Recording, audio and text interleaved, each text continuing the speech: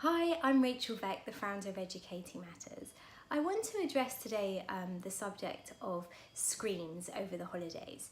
So next week is half term, lots of kids, well most kids will be off school, and if you're not going on holiday, your kids aren't going to a camp, and they're just at home, so maybe they haven't got a play date or any activity planned, and perhaps parents are at work, the chances are they're going to want to be on a screen, depending on their age, whatever they use it for, whether that's social media, gaming, watching YouTube, Netflix, anything.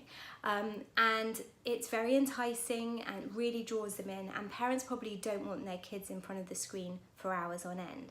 Now, when we were kids, obviously we didn't have the option of using screens, so we had to be quite creative, coming up with activities and things that we could do to keep ourselves entertained.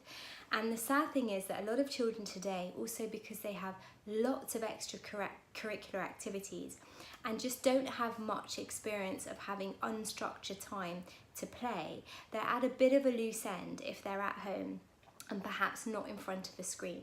Now, I'm a great believer, and there's loads of research to show that play really enhances the quality of life, even for adults. It enhances your sense of well-being, and for children especially, it's how they learn, helps them to develop their cognitive, emotional and social skills. Now, one thing I would suggest doing is just sitting down with your children before the holidays come up. This can apply to weekends as well, or if they have time after school. And actually, whatever age they are, but probably more from about 3 to 11, to brainstorm what can you do instead if you haven't got a screen in front of you. I did this a couple of nights ago with my 7 and 11-year-old in preparation for the half-term holidays. And I just said, let's have a little brainstorm, and I've done this before, of what you can do when you're bored. And all of these activities they come up with themselves.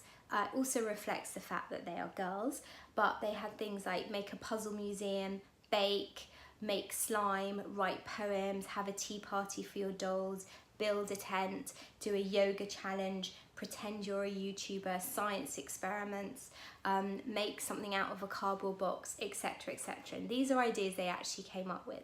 When you're doing this brainstorm, I would explain to the kids, think of activities that you can do which don't necessarily require an adult, and making sure that you have everything that you need at home. And they can just refer to this if they're ever coming to you saying, I'm bored or I don't know what to do. There actually is nothing wrong with children being bored.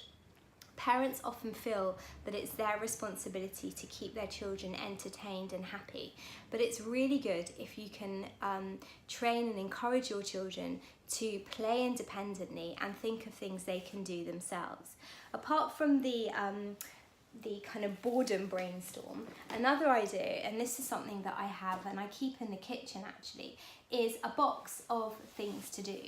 And the trick with this is to change what's in the box every couple of weeks, depending on your children, maybe more regularly. And also I put some things in here and my kids do as well.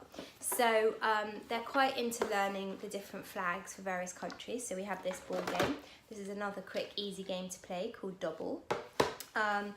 They got as a birthday gift, one of them, this little pack to make birthday cards. So they decided that half term was a good idea to just make a stock of birthday cards or thank you cards that they could use. We've got knitting, we've got these little bits of, I don't know what it is, not felt, but kind of plasticky stuff, which they actually love using to cut out and make fake food for their dolls. Here is some friendship bracelets they can make. And of course, oh, here's another one. My youngest one is learning how to tell the times. The older one said she would help teach her with this device. Now, children often have lots of toys bung into cupboards. They don't necessarily open them and look properly. So just having a few in a central part of the home, like near the kitchen, where they can just see them and go in there, maybe will spark their enthusiasm. Ironically, of course, there are also loads of ideas online, so you could Google with your children in advance what to do when you're bored, and I've referred on my website and the blog to an amazing resource called Habits, which is a great screen time solution, and also has a section with lots of suggested activities that children can do when they're not on a screen. So hope you all have a lovely half term, wishing you the best of luck in encouraging your children to do things other than using screens. And for further support and various other topics, please see educatingmatters.co.uk.